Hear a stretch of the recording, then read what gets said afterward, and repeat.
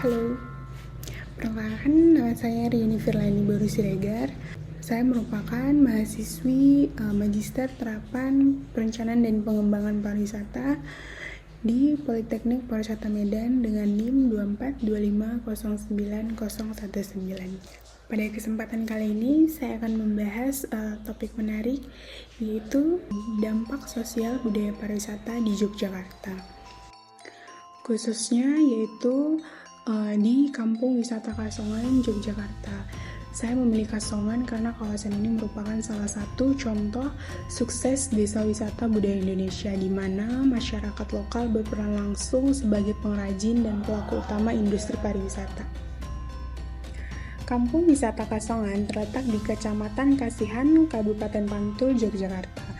Dulu kawasan ini hanyalah perkampungan biasa yang sebagian besar penduduknya bekerja sebagai petani dan pembuat gerabah sederhana. Namun sejak tahun 1970-an, Kasongan mulai dikenal sebagai sentra kerajinan gerabah dan tembikar, dan kini berkembang menjadi destinasi wisata budaya yang dikunjungi ribuan wisatawan setiap tahun.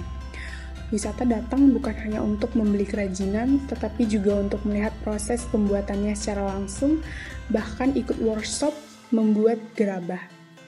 Aktivitas ini mendorong masyarakat Kasongan untuk berinteraksi dengan wisatawan dari berbagai daerah dan negara. Masuknya pariwisata membawa banyak perubahan di Kasongan dari sisi sosial. Kehidupan masyarakat menjadi lebih terbuka dan interaktif. Masyarakat yang dulunya hanya berjualan di pasar lokal, kini belajar berkomunikasi dengan wisatawan asing, menggunakan media sosial untuk promosi dan bahkan mempelajari bahasa asing dasar untuk melayani tamu. Pariwisata juga meningkatkan rasa bangga masyarakat terhadap warisan budayanya. Dahulu, profesi pembuat gerabah dianggap biasa saja. Sekarang, pekerjaan itu justru menjadi identitas lokal yang dihargai. Banyak anak muda Kasongan mulai kembali melanjutkan usaha keluarga setelah melihat potensi ekonomi dan prestis budaya yang melekat pada kerajinan ini. Namun, tidak semua dampak bersifat positif. Beberapa warga mengeluhkan bahwa nilai-nilai gotong royong mulai berkurang karena persaingan antar pelaku usaha.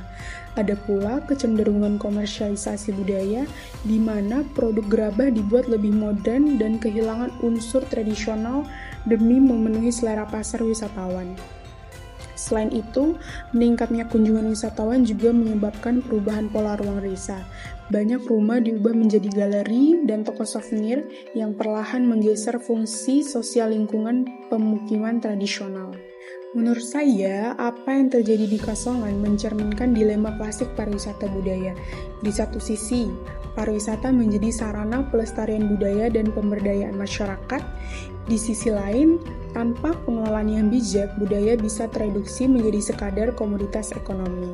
Saya menilai bahwa Kasongan memiliki peluang besar untuk terus berkembang asal mampu menjaga keseimbangan antara nilai budaya dan kebutuhan ekonomi.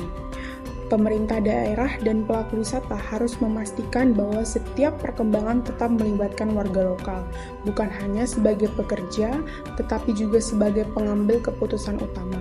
Misalnya, dapat membentuk koperasi pengrajin, membatasi jumlah galeri di satu kawasan agar tidak jenuh pasar, dan mengadakan pelatihan seni tradisi bagi generasi muda agar nilai-nilai budaya tetap hidup.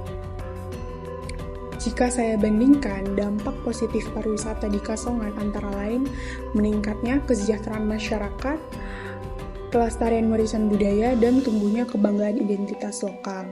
Sedangkan dampak negatifnya adalah komersialisasi budaya, berkurangnya nilai kebersamaan, serta perubahan tata ruang desa yang mulai kehilangan nuansa tradisionalnya.